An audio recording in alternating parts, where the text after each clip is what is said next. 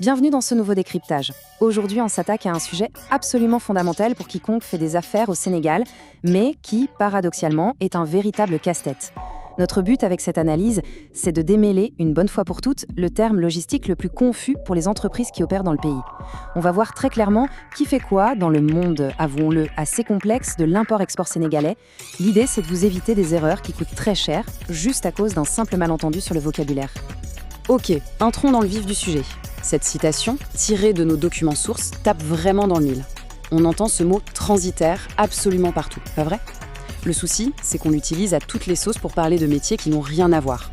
Et attention, ce n'est pas juste un petit problème de dictionnaire. C'est ce qui fait que des containers de PME se retrouvent bloqués au môle 8 du port de Dakar, en train d'accumuler des frais de stockage astronomiques, tout ça parce qu'on a confié la mauvaise mission au mauvais prestataire. Alors, pour remettre de l'ordre dans tout ça, voici notre feuille de route. On va passer rapidement sur le problème de définition, ensuite on opposera le transitaire au commissionnaire, on regardera la réalité du terrain, on fera le tri entre les différents acteurs et on finira avec du concret, les actions à mettre en place. Prendre les choses dans l'ordre chronologique, vous allez voir, ça va tout clarifier pour vos prochaines opérations. Allez, on attaque tout de suite avec notre première partie, le problème de définition. Parce que ce fameux flou sémantique dans la logistique ouest-africaine, c'est un vrai frein au commerce et il faut qu'on en parle. Concrètement, qu'est-ce que ça donne sur le terrain ? Eh bien, des entreprises engagent littéralement le mauvais prestataire. Imaginez, vous confondez un simple agent portuaire ou un transporteur routier avec un transitaire qualifié. Le résultat ? Vous payez pour des trucs que vous n'avez pas demandé, ou pire, au moment le plus critique, plus personne ne répond au téléphone parce que ça ne relève pas de sa compétence. Et pendant ce temps-là, votre marchandise prend la poussière au port de Dakar. C'est une véritable hémorragie financière qui pourrait être évitée. Ce qui nous amène directement à notre deuxième point. Comment on différencie un transitaire d'un commissionnaire sur le plan légal ? C'est vraiment la base de tout. Voici la règle juridique de base. Un transitaire, c'est le professionnel qui organise la logistique et le transport international. En gros, c'est le chef d'orchestre entre vous, le client, et les compagnies maritimes ou aériennes. Mais attention, écoutez bien ça. Pour être transitaire au Sénégal, il suffit d'être déclaré légalement avec un INEA et d'être inscrit au registre du commerce, le RCCM. C'est tout. Il n'y a besoin d'aucun, je dis bien aucun, agrément douanier spécifique. Il coordonne le trajet de votre fret, point final. Et c'est là que la différence saute aux yeux. D'un côté, on l'a vu, le transitaire organise la logistique sans licence douanière. De l'autre, vous avez le commissionnaire en douane agréé. Lui, c'est le seul acteur autorisé à saisir vos déclarations dans le système douanier Gaïndé. Pour ça, il doit obligatoirement avoir un agrément officiel de la Direction générale des douanes, la DGD. Alors oui, dans la réalité sénégalaise, une entreprise peut tout à fait avoir la double casquette et faire les deux, mais ce n'est pas automatique, et c'est exactement là-dedans que beaucoup d'entreprises tombent. Bon, on va sortir un peu des définitions juridiques abstraites. Troisième partie, la réalité du terrain au port de Dakar. On va suivre à la trace le parcours d'une expédition. Comment ça se passe en pratique quand un navire arrive au port autonome de Dakar ? Eh bien, ça se joue en 3 temps. D'abord, avant même que le bateau n'arrive, il faut s'activer, récupérer le connaissement, la facture et préparer la déclaration dans le système Gaïndé. Ensuite, à l'arrivée, on suit le déchargement, on gère les formalités au terminal pour obtenir le précieux sésame, le bon à enlever.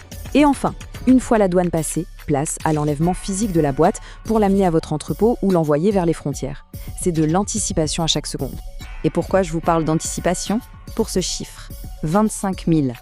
C'est en francs CFA ce que peuvent vous coûter les surestaries, chaque jour. Au port, vous avez une période de franchise de 7 jours, c'est gratuit, mais dès que ce délai est dépassé, le compteur tourne. 25 000 francs CFA par jour, ça grimpe très très vite. C'est pour ça qu'attendre que le bateau soit à quai pour commencer sa paperasse, c'est littéralement jeter l'argent par les fenêtres.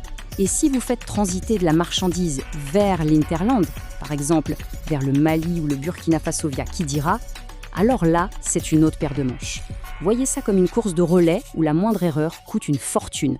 D'abord, le commissionnaire agréé rentre en piste pour gérer la déclaration S110 et poser une caution bancaire. Ensuite, il passe le relais au transporteur routier. Et pour finir, les douaniers à la frontière doivent valider l'arrivée du camion pour libérer votre caution. Si votre prestataire logistique ne coordonne pas ces 3 acteurs à la perfection, les retards s'accumulent et la facture avec. Il est donc grand temps de faire un tri définitif.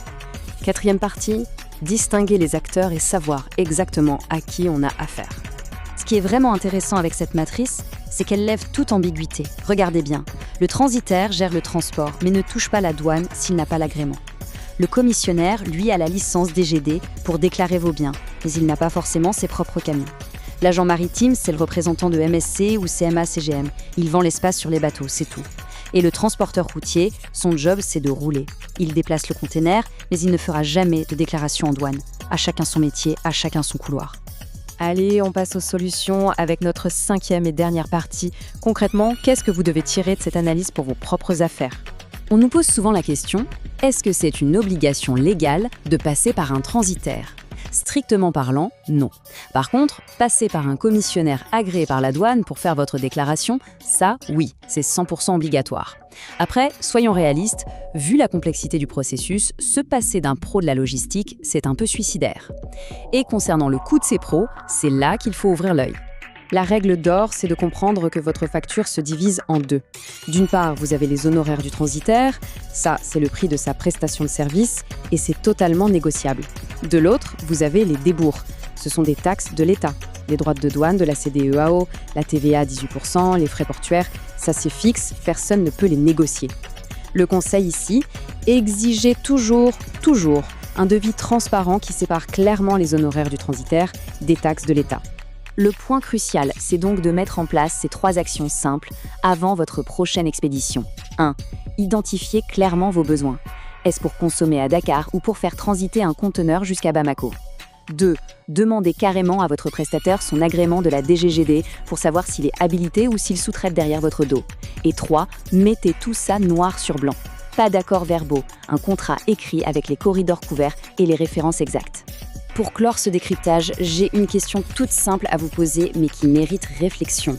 Aujourd'hui, votre prestataire logistique est-il vraiment légalement autorisé à faire ce qu'il vous facture ou est-ce qu'il sous-traite en douce, sans aucune transparence ? Ça vaut le coup d'auditer vos contrats actuels parce que comprendre qui est vraiment le transitaire, c'est reprendre le contrôle total sur votre supply chain et vos marges. Voilà, c'est tout pour cette analyse. Merci de l'avoir suivi et à très vite pour un prochain décryptage.